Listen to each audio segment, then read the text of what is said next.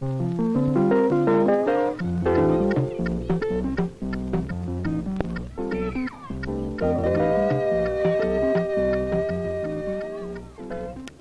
kids, come on. Chow time. Hurry up. Don't forget to wash first.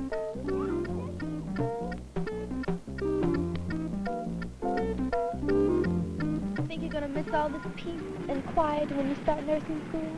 Well, it's not so bad. But I don't think I want to do this for a living. Neither do I. That's why I took this job for the summer. Give me time to think. I didn't quite know what I wanted to do after I graduated. Do you know now? I think I'd like to do some office work, but I didn't take the business course. Neither did my sister. And she's been working in an office for 3 years. Can you type? Sort of.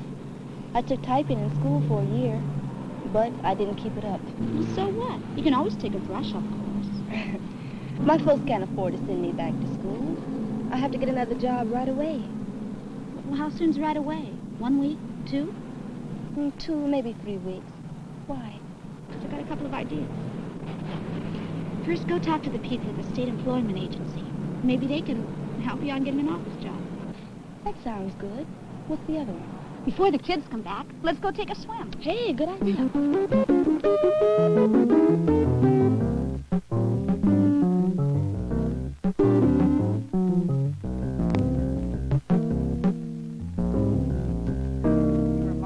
Beach Club counselor. Now, what were your duties? Well, I took care of the kids. I gave them swimming lessons, horseback riding, campfires, etc. All right. Now, The interviewer told me that the form she was filling out was pretty much like the ones I'd have to fill out when I applied for a job. all right.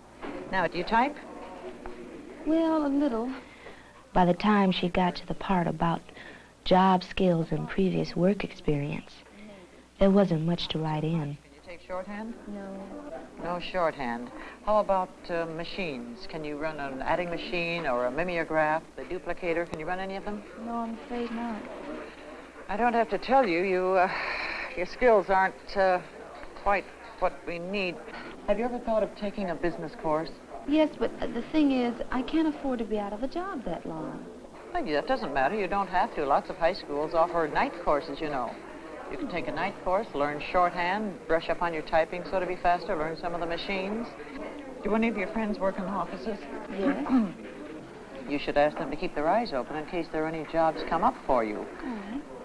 And in the meantime, enroll in a couple of good business courses, and you should read the want ads in the newspapers every day. I have been, but they want more experience than I have. It doesn't matter. You keep trying. Incidentally, our office has free aptitude tests and also free vocational counseling services. Would you be interested in that? Yes, if you think it'll help me get a job. I sure think it would. We'll make an appointment for you. How's that?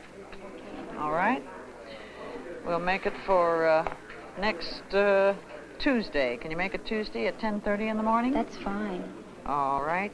You come in and you'll see this. This is a practice trial. Put your right hand on the first rivet and your left hand on the first washer. Ready? Begin. Some of the tests were like the ones that I had taken in school, but some of them were new to me. Ready? I figured that even if I didn't pass them all, that I might learn something new about myself that I didn't know before.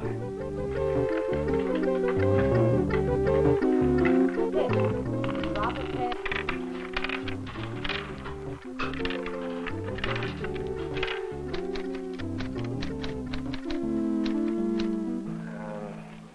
The tests show that you do have an aptitude for clerical work.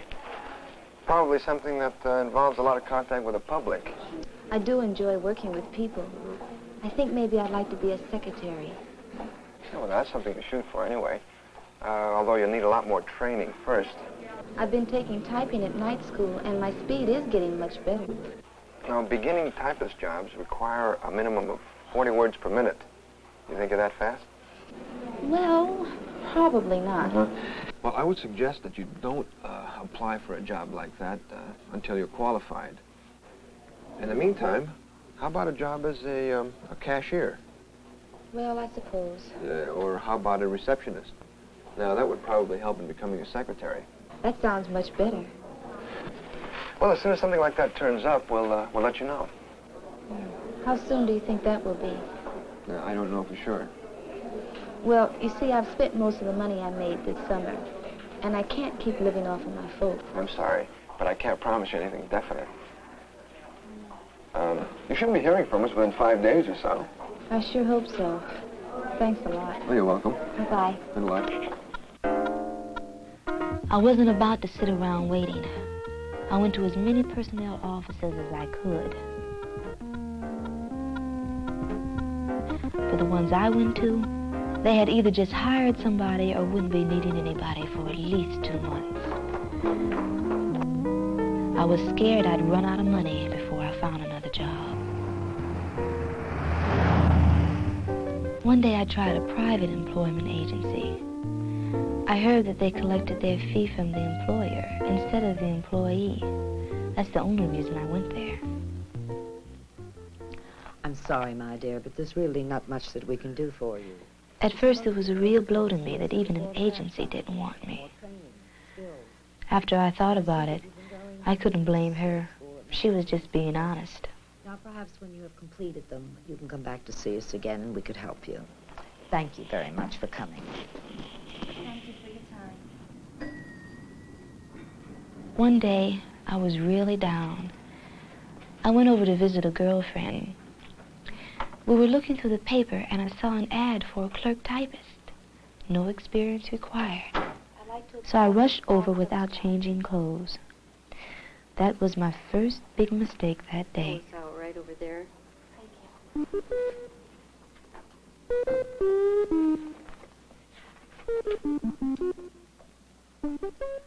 And of course, I didn't have anything to write with.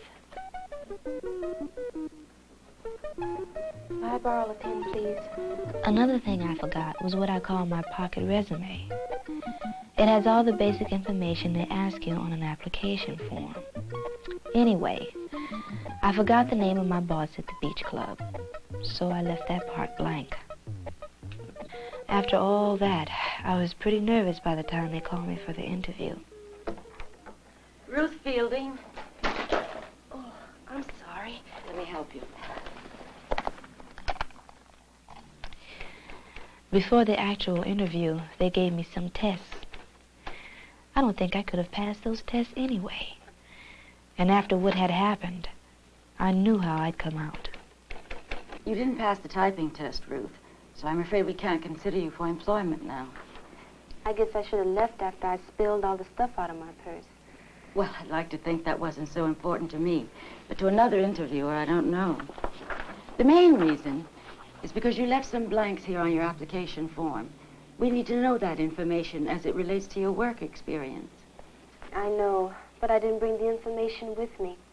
And you're not really dressed for an interview, are you? Look, I rushed over here as soon as I saw the ad. Listen, I need this job, and I need it now. If the job is that important to you, it's all the more reason why you should look presentable and dress appropriately. First impressions really count. You'd be surprised how important first impressions really are. First impressions? That isn't fair. I didn't say it was fair, Ruth. I just said that's the way things are. You know, interviewers aren't machines. We react to people differently, the same way you do. Good luck on your next interview. Thank you. And remember, when your typing improves, you can always reapply. Okay. Goodbye.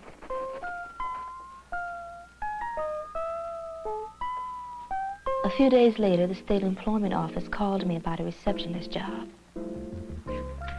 I was pretty sure I was qualified, but this time I made sure I had everything I needed.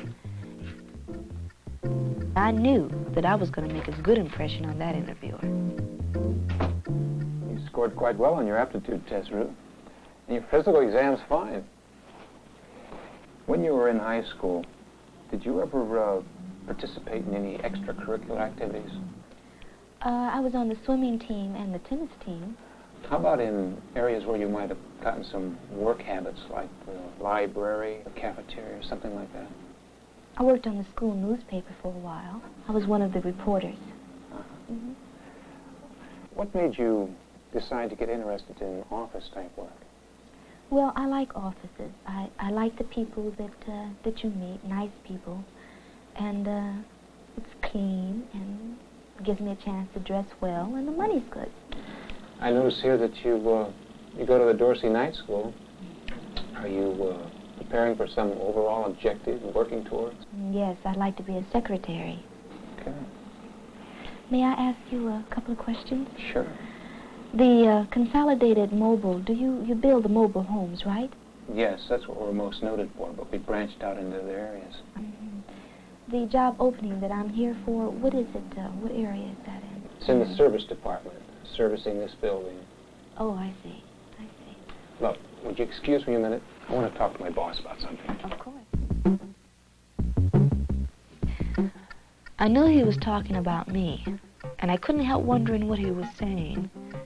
I thought I had done okay, and he had made it pretty easy for me to just be myself.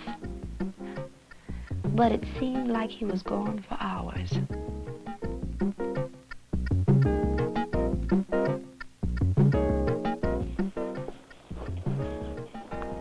Ruth, I'd like to offer you the job as receptionist. First, let me tell you about the pay scale and the vacation policy. The salary was about what I'd expected, and he told me there would be raises every 6 months if you qualified for them. The rest of it, vacation and sick leave and all that, sounded good too. So naturally, I accepted. Ruth, I'd like you to meet Pat Baker, Don's secretary. Hi. Ruth Hello. Fielding. Don, would you step in a minute, please? Don, this is Ruth Fielding. Before I left, I met my new boss, Mr. Gould, and some of the other people. Well, welcome aboard. I was pretty happy. Start Monday. I had my first real job. Bye, Ruth. Bye, Pat. See you Monday.